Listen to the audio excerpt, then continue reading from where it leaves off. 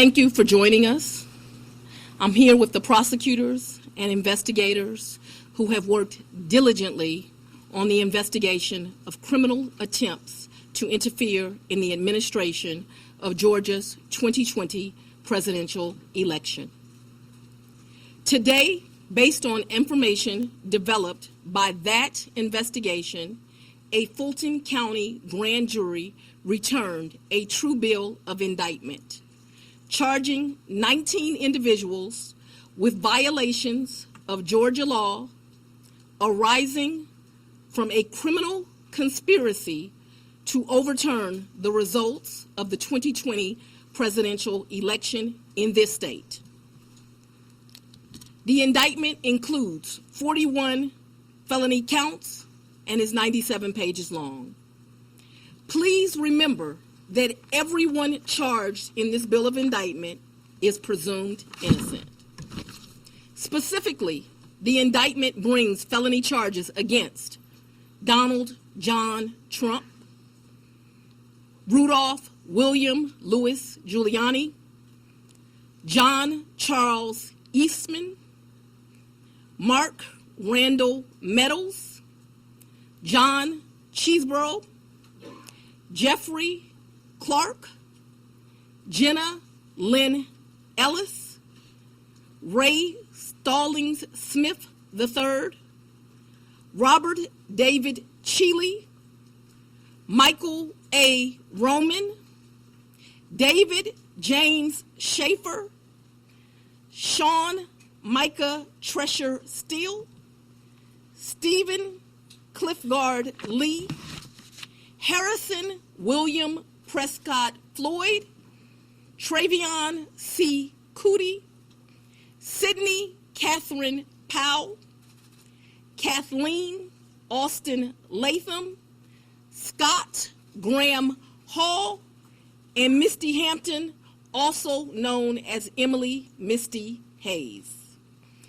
Every individual charged in the indictment is charged with one count of violating Georgia's Racketeer, Influenced, and Corrupt Organizations Act through participation in a criminal enterprise in Fulton County, Georgia, and elsewhere to accomplish the illegal goal of allowing Donald J. Trump to seize the presidential term of office beginning on January 20th, 21.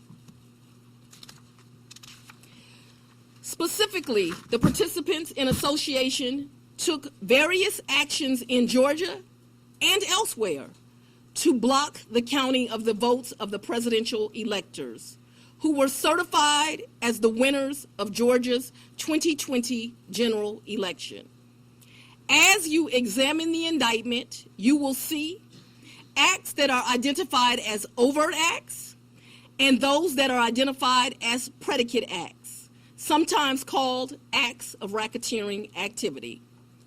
Overt acts are not necessarily crimes under Georgia law in isolation, but are alleged to be acts taken in furtherance of the conspiracy.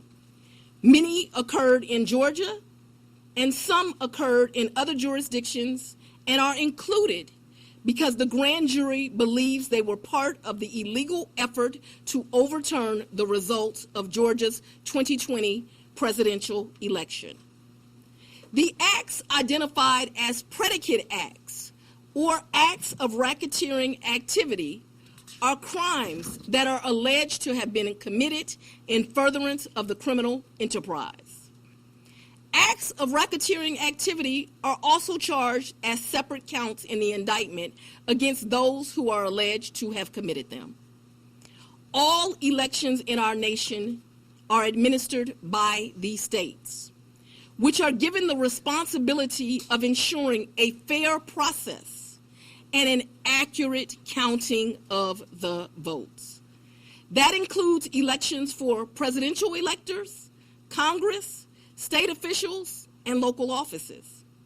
The state's role in this process is essential to the functioning of our democracy. Georgia, like every state, has laws that allow those who believe that results of an election are wrong, whether because of intentional wrongdoing or unintentional error, to challenge those results in our state courts. The indictment alleges that rather than abide by Georgia's legal process for election challenges, the defendants engaged in a criminal racketeering enterprise to overturn Georgia's presidential election result. Subsequent to the indictment, as is the normal process in Georgia law, the grand jury issued arrest warrants for those who are charged. I am giving the defendants the opportunity to voluntarily surrender no later than noon on Friday, the 25th day of August, 2023. I remind everyone here that an indictment is only a series of allegations based on a grand jury's determination of probable cause to support the charges. It is now the duty of my office to prove these charges in the indictment beyond a reasonable doubt at trial. I would like to take a moment to thank the Superior Court Clerk, Shay Alexander, and her staff for staying late and making sure that this indictment was processed.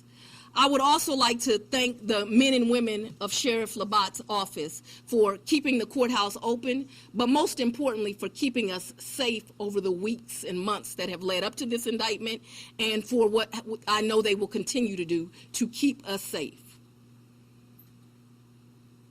We also want to thank the Atlanta Police Department and other law enforcement partners who have worked with the sheriff to keep us safe. I will now take a very limited number of questions prior to going to sleep. I'll go first.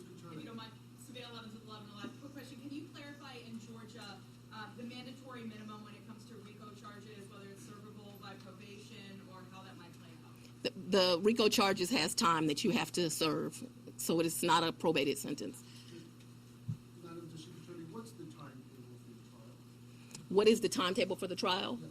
As you know, in this jurisdiction, trials are set by the judges, and so it will be the judge that sets the date of the trial. This office will be submitting a proposed scheduling order within this week. However, that will totally be at the discretion of the judge. And you're the fourth person, fourth jurisdiction now to indict on.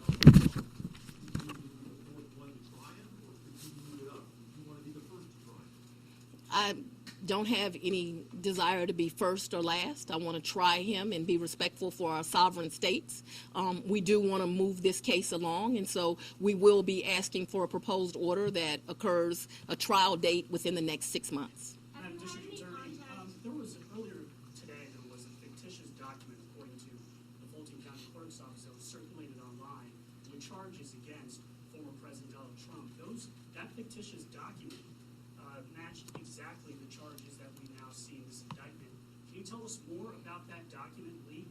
Because now you have the former president's lawyers who are saying this is emblematic of a serious problem with your office. No, I can't tell you anything about what you refer to. What I can tell you is that we had a grand jury here in Fulton County. They deliberated till almost 8 o'clock, if not right after 8 o'clock. An indictment was returned. It was true billed, and you now have an indictment. I am not an expert on clerks' duties or even administrative duties. I wouldn't know how to work that system, and so I'm not going to speculate. Next question. Have you had any contact with the special counsel about overlap between these cases, and do you intend to try all of these defendants together? Do I intend to try the 19 defendants in this indictment together?